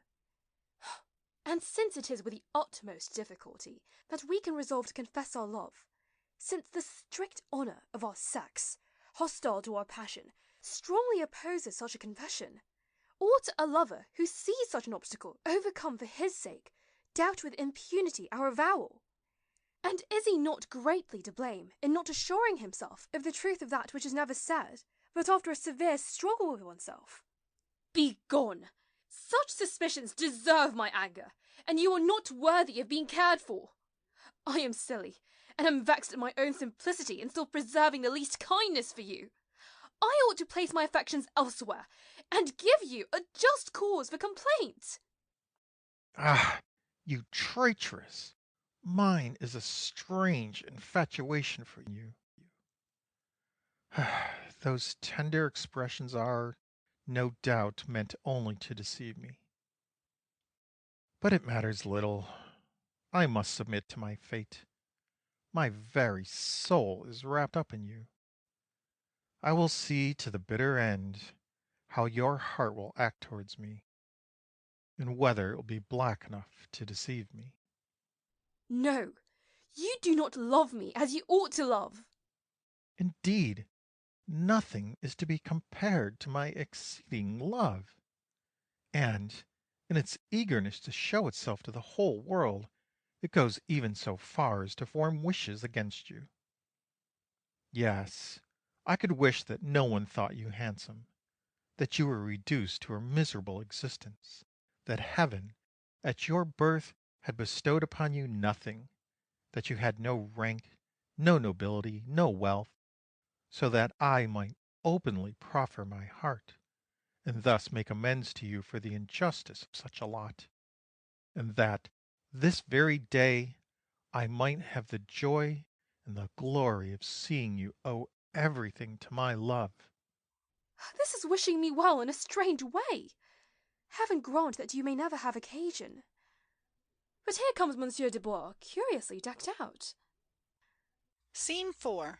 Celimène, Alceste, Dubois. What means this strange attire and that frightened look? What ails you? Sir, Well, the most mysterious event. what is it? Our affairs are turning out badly, sir. What? Shall I speak out? Yes. Do and quickly. Is there no one there? Curse your trifling. Will you speak? Sir, we must beat a retreat. What do you mean?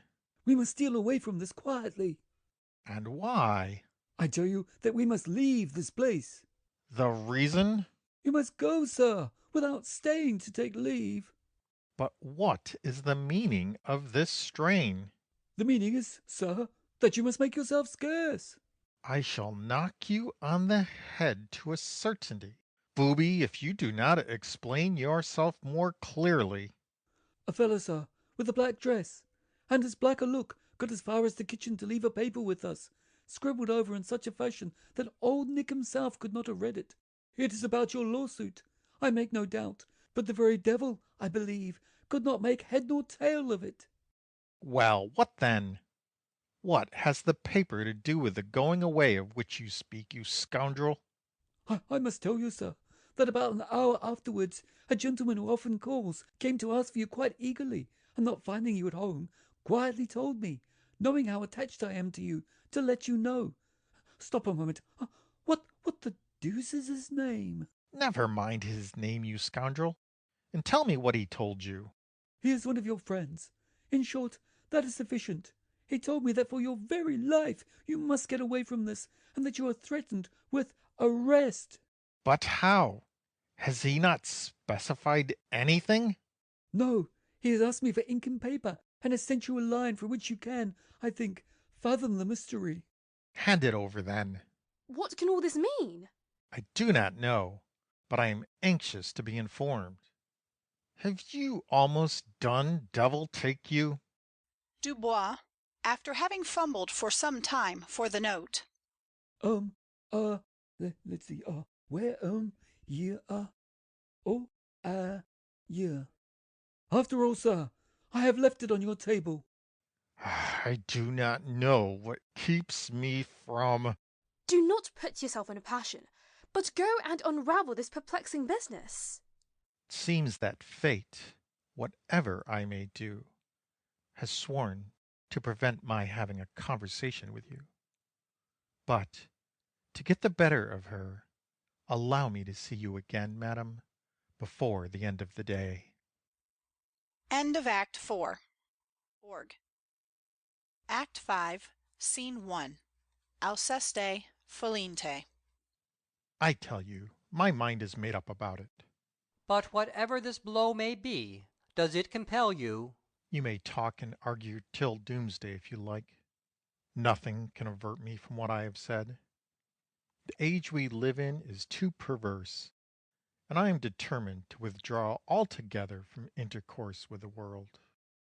What, when honor, probity, decency, and the laws are all against my adversary, when the equity of my claim is everywhere cried up, when my mind is at rest as to the justice of my cause, I meanwhile see myself betrayed by its issue. What? I've got justice on my side, and I lose my case. A wretch whose scandalous history is well known comes off triumphant by the blackest falsehood. All good faith yields to his treachery.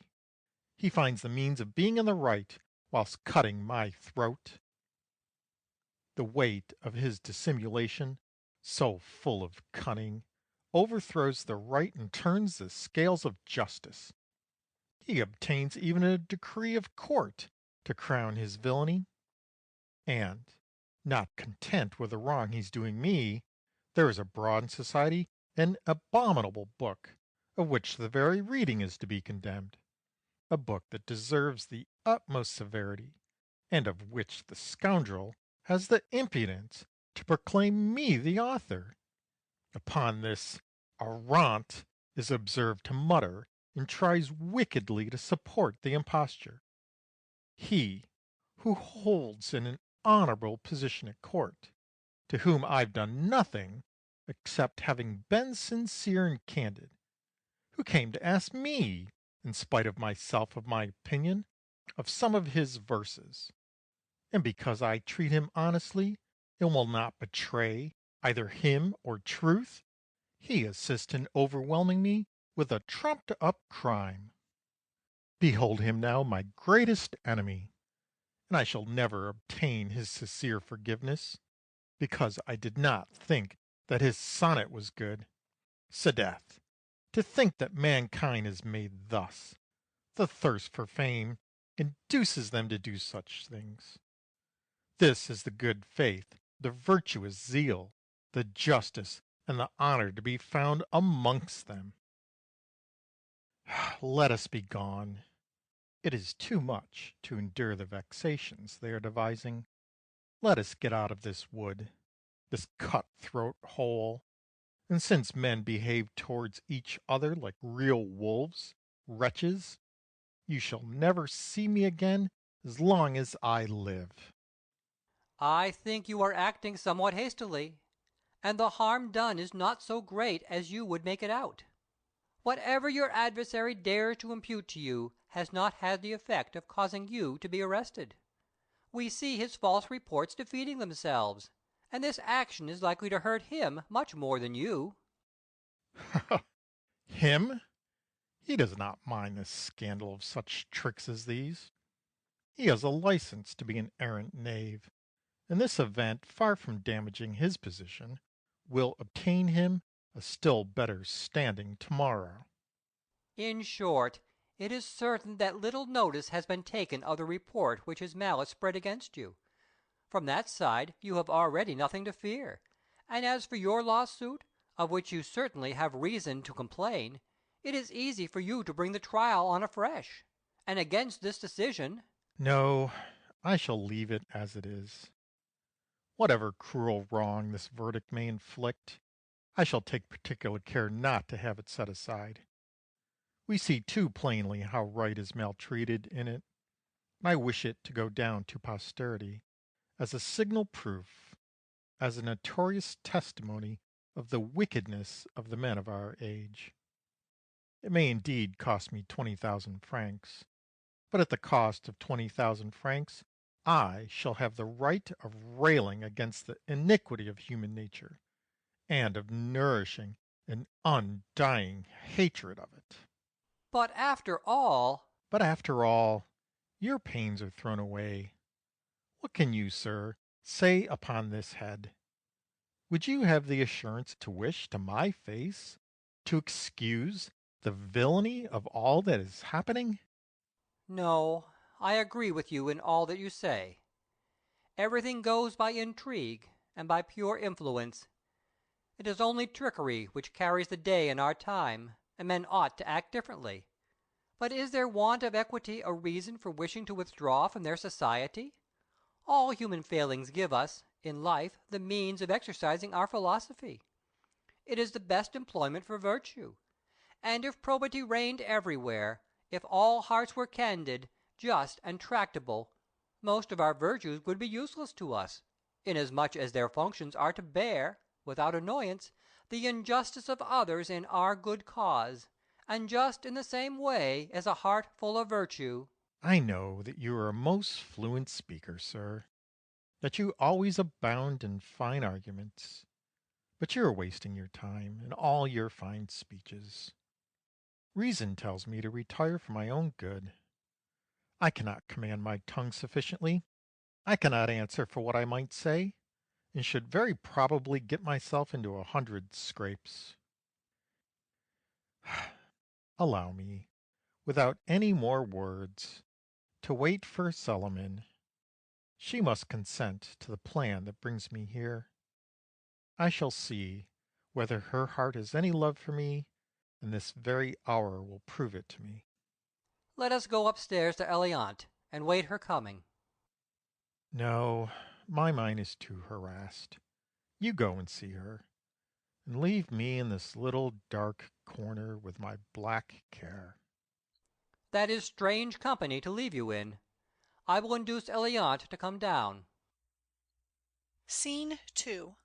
Celimène, Oronte, Alceste. Yes, madam.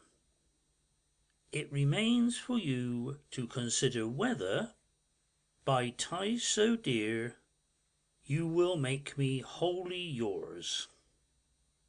I must be absolutely certain of your affection.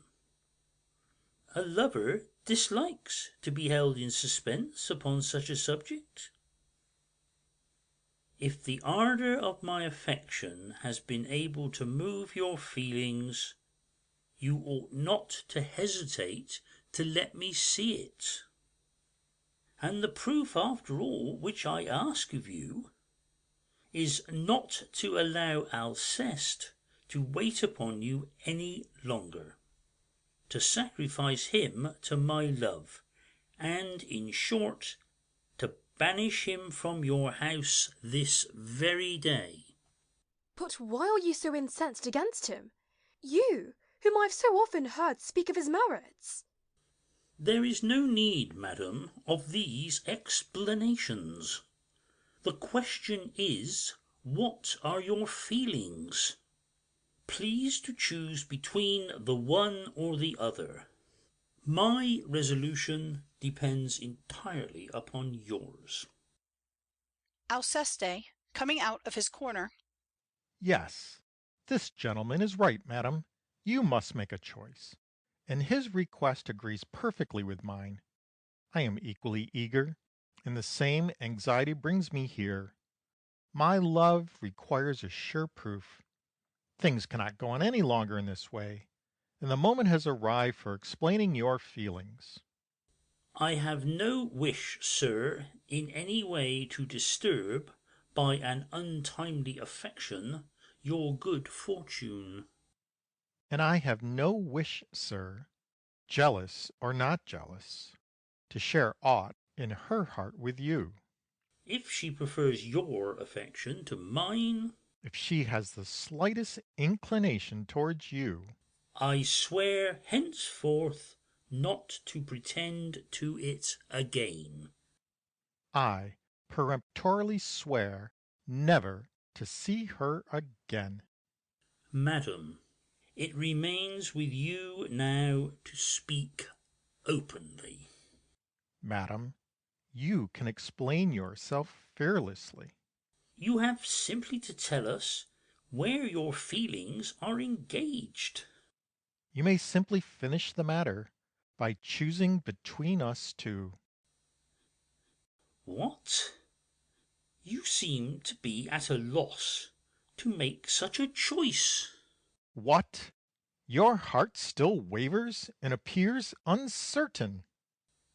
Good heavens! How out of place is this persistence, and how very unreasonable you both show yourselves! It is not that I do not know whom to prefer, nor is it my heart that wavers. It is not at all in doubt between you two, and nothing could be more quickly accomplished than the choice of my affections. But to tell the truth, I feel too confused to pronounce such an avowal before you. I think that disobliging words ought not to be spoken in people's presence, that a heart can give sufficient proof of its attachment without going so far as to break with everyone, and gentler intimations suffice to inform a lover of the ill success of his suit. No, no, I do not fear a frank avowal.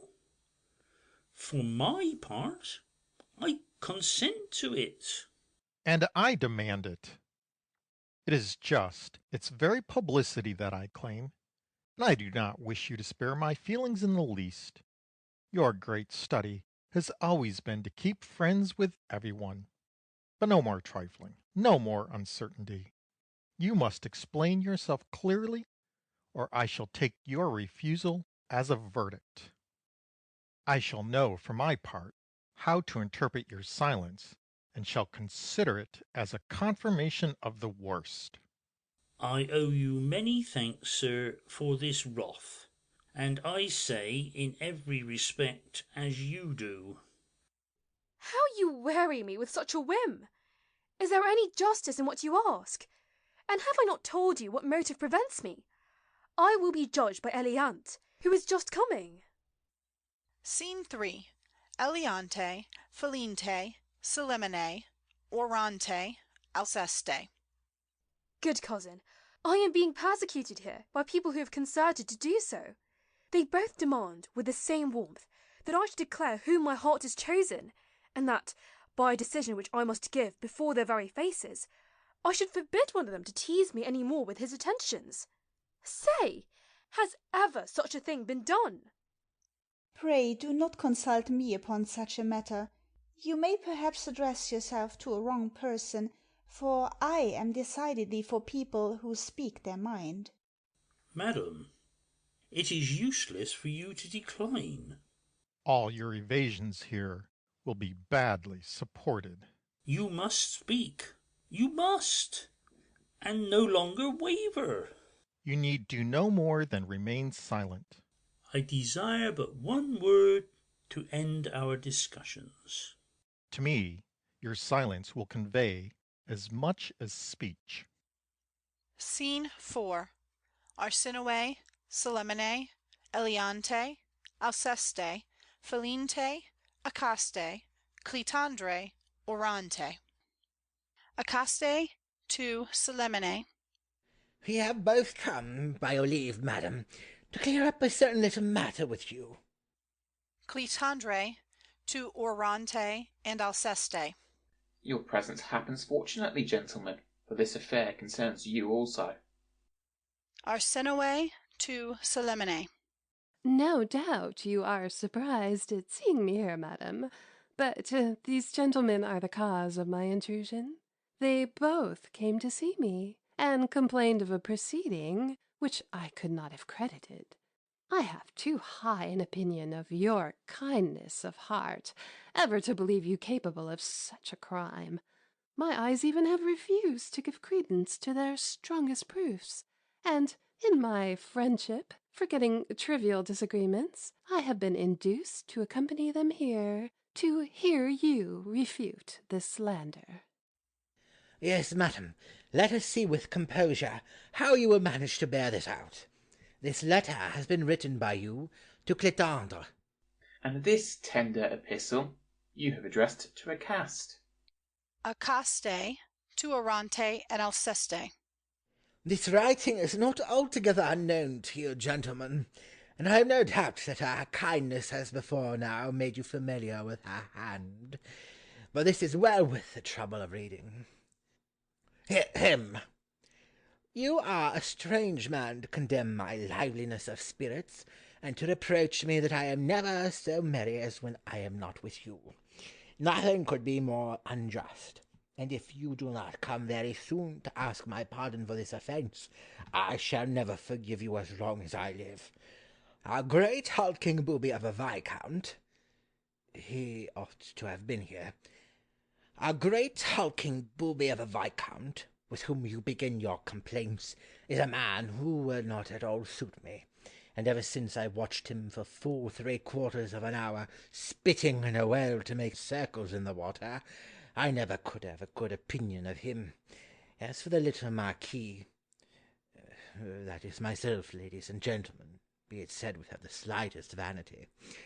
As for the little Marquis, who held my hand yesterday for a long while, I think that there is nothing so diminutive as his whole person, and his whole merit consists in his cloak and sword. As to the man with the green shoulder-knot... To Alceste. It is your turn now, sir. As to the man with the green shoulder-knot, he amuses me sometimes with his bluntness and his splenetic behaviour, but there are hundreds of times when I think him the greatest bore in the world. Respecting the man with the big waistcoat... To Oronte. This is your share. Respecting the man with the big waistcoat, who has thought fit to set up as a wit, and wishes to be an author in spite of everyone, I cannot even take the trouble to listen to what he says, and his prose bores me just as much as his poetry. Take it then for granted that I do not always enjoy myself so much as you think, and that I wish for you, more than I care to say, amongst all the entertainments to which I am dragged, and that the presence of those we love is an excellent relish to our pleasures. Now for myself. Your Clitander, whom you mentioned to me, and who has always such a quantity of soft expressions at his command, is the last man for whom I could feel any affection. He must be crazed in persuading himself that I love him, and you are so too in believing that I do not love you. You had better change your fancies for his, and come see me as often as you can to help me in bearing the annoyance of being pestered by him. This shows the model of a lovely character, madam, and I need not tell you what to call it.